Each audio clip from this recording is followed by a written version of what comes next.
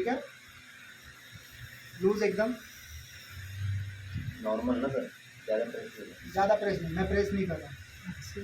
Patient से पूछो, मालूम पड़ेगा। मैं प्रेस कर रहा हूँ, मैं सिर्फ जो मेरा हाथ के फोरहेड पे उसको प्रेस कर रहा हूँ, यहाँ पे सिर्फ उसको बेस दे रहा हूँ। कोई ताकत लगाए, ताकत नहीं लगाना, ताकत का खेल नहीं है, ठीक है।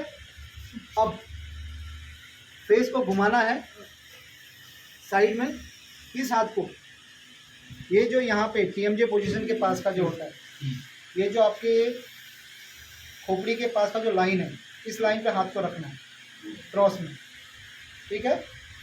फिर से देखिए, 1 2, अब इसको थोड़ा सा टिल्ट करना है, वंस अगेन इसको थोड़ा सा टिल्ट किया, टिल्ट करने के बाद इसको ऊपर की तरफ पुश करना है, हाँ, ये रखा, ये घुमाया थोड़ा सा, फिर से आवाज आया, मोबाइल दिखा जरा एक बार।